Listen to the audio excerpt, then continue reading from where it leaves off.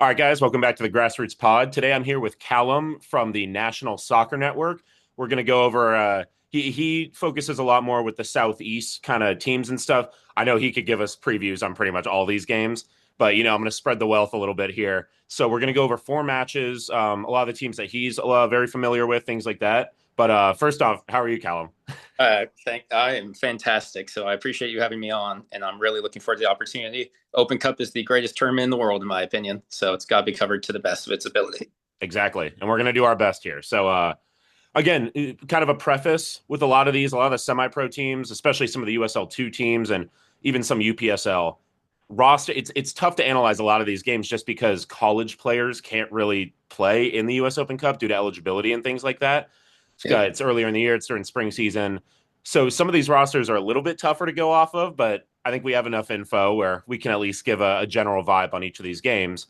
So the first one, March 18th at 6 p.m. Eastern time, we have Chattanooga FC hosting, is it Kalonji Pro It's Profile?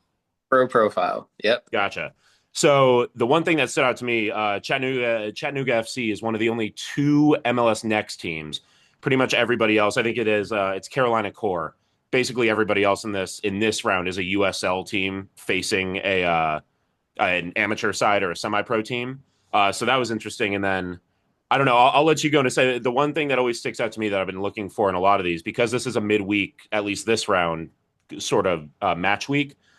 This one, I think both of these teams, so Kalonji and Chattanooga, both have matches 3 days before and 3 days after. So I think that sometimes can benefit the semi-pro side a little bit more because maybe you don't have as many players, but they're not used to that same workload, things like this. I think with a pro team, sometimes there's more of an emphasis on rotating players, especially when you're playing a lesser club.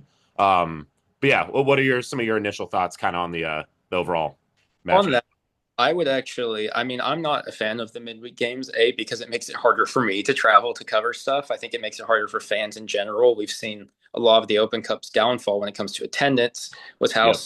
Soccer United Marketing, which was MLS's marketing arm that partnered with US Soccer, um, worked and to help schedule games and put them at very inconvenient times. And I do worry depending on how the roster comes to shape because when the National Soccer Network, we just recently did we're running the tournament in Chattanooga with semi-pro teams. Some weeks teams are going to have a bunch of players available, and some weeks they're not. And that's definitely the same with Kalonji when I covered them for the Open Cup qualifying with the Cup.us. Um, it was week in, week out. You didn't know who's going to be there. And you're just hoping that some of their standout performers will be there. But they should. They have two former Atlanta United 2 players. Winger and forward Kareem Tamimi is the main one. He is absolutely electric on the left side of the field. I believe he scored the winning goal for them in the final round of qualifying. Again, no, sorry, he did not score in the final round of qualifying. That was in the UPSL National Championship playoffs because they qualified to go to the Southeast final, and they fell in a really close game to Miami United. But before that, they beat the Georgia Revolution in the Georgia Tennessee final. Tempo, man. We're going to talk about them in a sec, but that's no joke. I mean, Oh, that game I think went to pens, 6-5 in pens or something like that. Like that is for semi-pro clubs. That is like a colossal matchup. and away as well in Yeah, Murphy's, which is just that was an incredible result.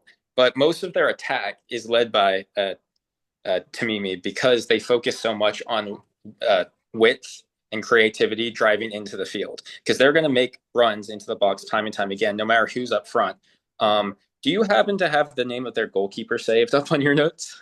I don't. It's tough to find because when they list them on the UPSL website or whatever, maybe some of these other leagues, they don't say like who. And I also, like you had said, I don't know who's going to be available. There was one later, I think it was Asheville City or something, where I'm like, okay, they have two guys that have 3 appearances logged, so I don't really know how to gauge like which one, but I do not have that. That's part of the beauty and the frustration behind some of the Uh, non-transparency. it's Ashton Maynard, and I wanted to point Okay. him out because not only in the Open Cup qualifier against Potros did he pull off an amazing save on a back heel goal from 20 yards out, and I'm not kidding. He hit it like fully turned away from goal, and he gets up there. He's one of the best keepers that I've seen at the semi-professional level, and he is only, I believe, 17 or 18 years old.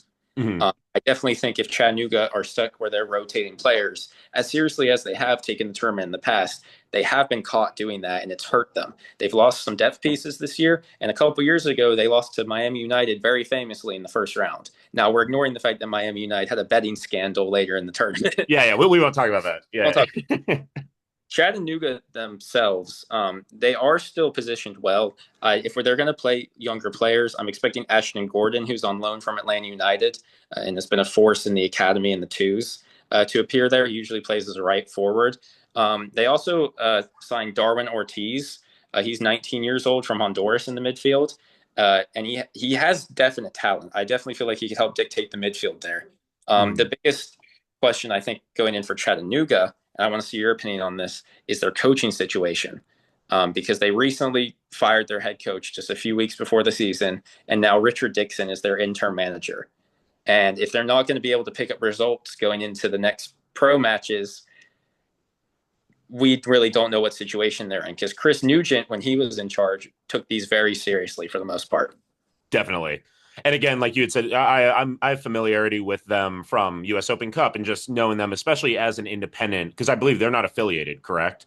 They're Correct. yeah. So, no, none of the MLS Next reserve teams are participating in the tournament this year. Mhm. They also shrunk the tournament because of World Cup scheduling issues. Uh, I don't. Yeah. I Yeah, worry right. Yeah. for that continuing to shrink. But um, but yes, it's them and the Carolina Core, and then Connecticut United, who would have participated if they didn't stop expansion teams. But they're independent. Gotcha. Next. Okay. So yeah, I mean that's really for me. Like I said, I'm not hugely familiar with the coach. I did know they fired their coach right before the season. I could, like you said, I could definitely see this being one where if they don't handle business against a lower level opponent, which Kalonji is like by semi-pro standards, a really quality club, as most of the ones in this are because they had to go through 3, 4 qualifying rounds.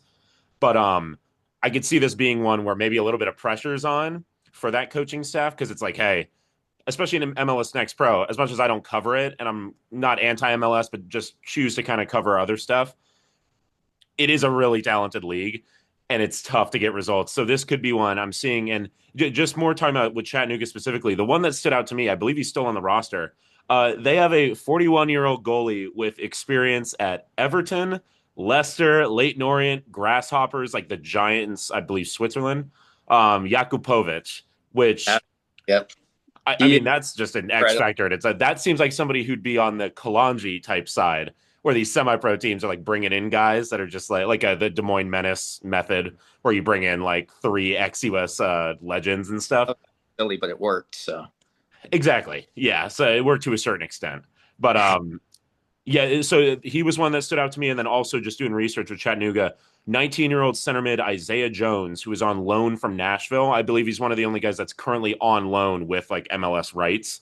Um, he definitely stood out. And then one just from the USL perspective, Anthony Sorensen was a beast for Charlotte Independence the last few years. 44 USL one appearances, 12 USL championship, not a ton of playing, a lot of subs.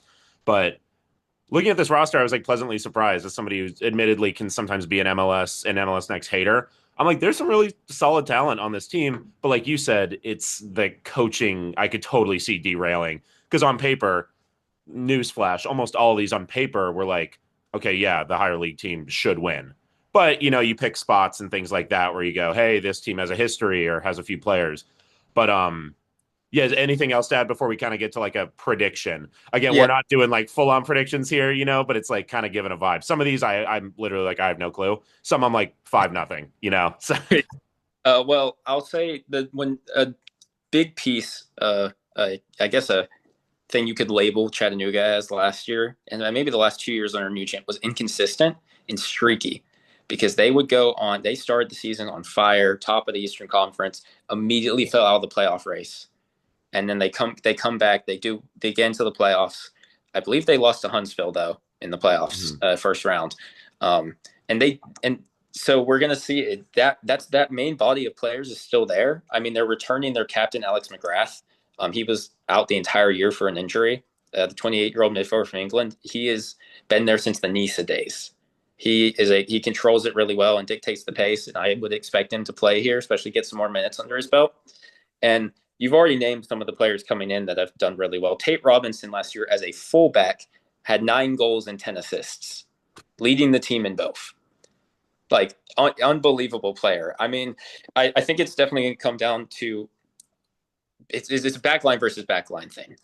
Chattanooga have really good pieces going forward, but Kalonji, the reason they beat Potros was because for the last 30 minutes of that final Open Cup qualifier, they absolutely shut them down. There was barely any possession in the attacking third at all because of a really tight structure. They also have in the midfield who can back them up and drop into space, Tony Tiente, who's another player from Atlanta United too, who's really good in transitional play. He's kind of going to be, it's going to be him versus McGrath in that midfield to dictate who can go quicker. If you can get counterattacks going, I think that will probably decide this game because it could be really close. Yeah, that was along my line. Like, I mean, even in my notes, I kind of have written just honestly, no real prediction as haven't watched much of either, but I don't see this US Open Cup. It's really tough to get high scoring, even games. I don't think this is one that Chattanooga just absolutely buries Kalonji in. But that is one where I could totally see this being either a 1-0 either way. I'd probably lean Chattanooga if, have to make a prediction, but I could really see this being one of those that kind of goes to extra time 0-0 or something like that. And it, ends up going all the way to pens. Kalonji does a good enough job to kind of really fight off that really strong attack. But I mean, that would probably be my like overall prediction. How about you? I'll say you can put this on socials and whatever, and I'll be proven wrong. But I will predict right now that Kalonji Pro Profile will win in regular time. It's not going to pens.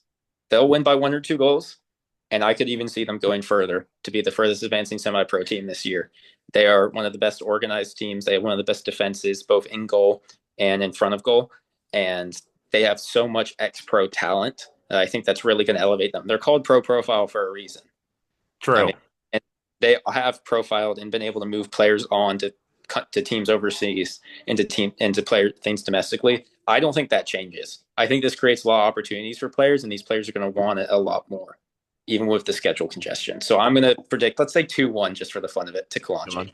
There we go. All right, so there's a prediction. That's our preview for a Chattanooga FC versus Kalonji profile. It'll be a pro profile. It'll be taking place March 18th at 6 p.m. Eastern.